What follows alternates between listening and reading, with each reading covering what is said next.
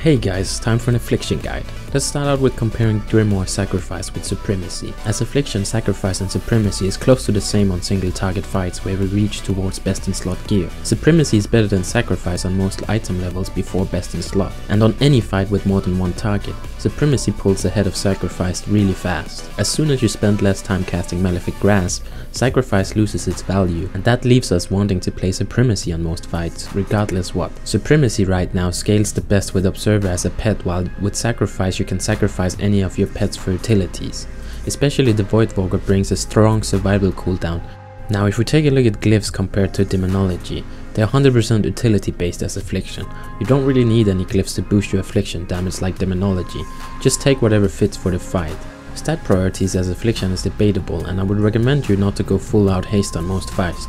You simply won't see the value of haste shining through. The main thing we want to boost is our agony damage, or ticks if anything.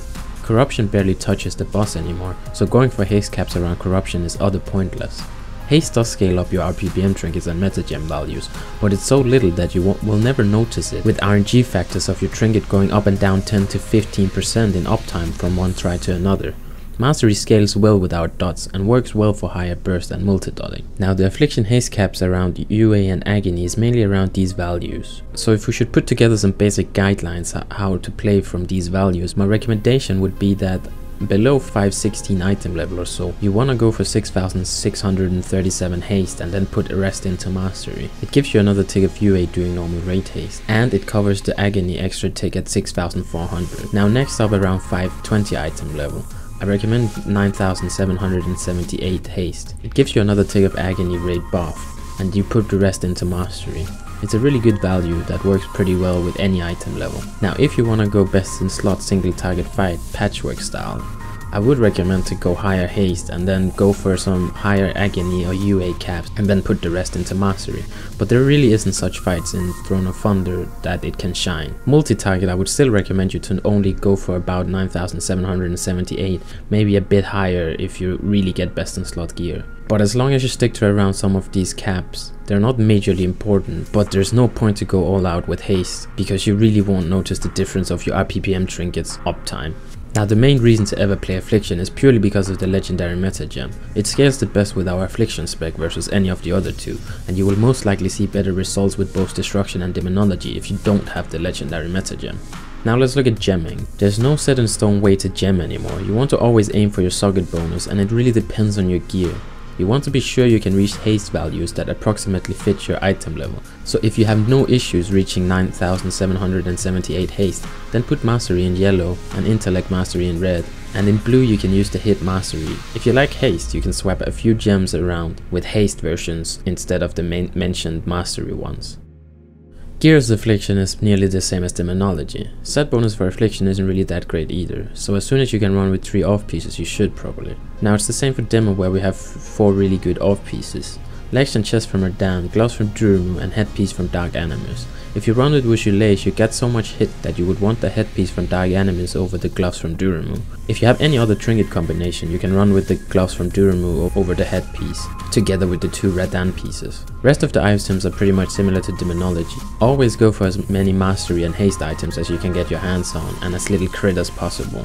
Now looking at trinkets for Affliction, you really want to just pick 2 trinkets you have available, but some combinations I would go for in best in slot is either like Shen trinket with Hydra or Wushulays, or I would pair up Hydra with Wushulays. Now the reason why Lai Shen plus Wushulays can be best in slot is because you can get insanely lucky with timings, but you can also have the worst timings of your life, meaning you can add insane RNG factors to your play. Having Lai Shen trinket proc at the right stack of Wushulays, and on top of that you need to pair it up with your metagem proc.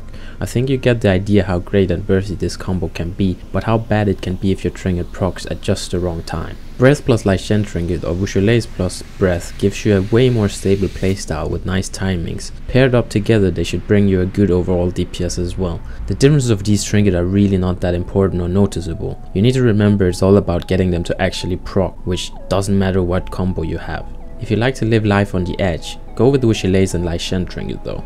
Now let's look at the basic playstyle. Our dots is Agony, Unstable Affliction and Corruption.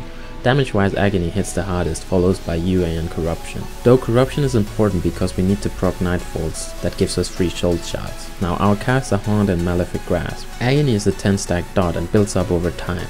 Never let Agony fall off. It's super important that you renew it before it expires, even if it runs with good procs. Haunt boosts our damage by 30%. We want to roll this as much as possible paired up with our strong dots to boost them even further. Now Pandemic is a new thing in Mr. Pandaria, and Pandemic allows us to renew our dots on the target without resetting its duration. It allows you to add up to 50% of your base duration to a dot, meaning clipping dots has become more irrelevant looking at ticks and timers. It's more based around focusing on rolling strong dots versus non-buff dots. Despite Corruption being our weakest dots, it's also one of our most important dots because of Nightfall. Corruption ticks gives you a chance to gain a soul shards, which we can use on Soulburn, Soul Swap or Haunt, which boosts our damage significantly. Now the core and essence of Affliction is snapshotting strong dots. Getting a proc without the renewal of dots doesn't benefit you much.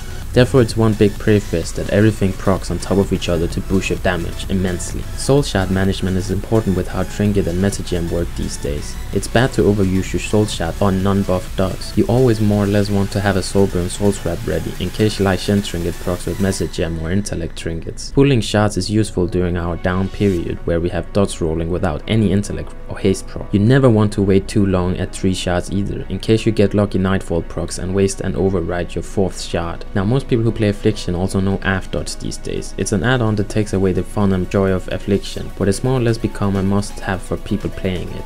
It calculates your value of dots, taking into consideration if it's worth to waste a shard on Soulburn Soul Swap, manually redot, etc. When we have so many different factors of intellect, 100% crit and 30% haste metagem proccing at random times, having this add-on can help you out to min-max what to do. It tells you exactly if it's worth renewing a dot or not, and you can pretty much let it do the work for you.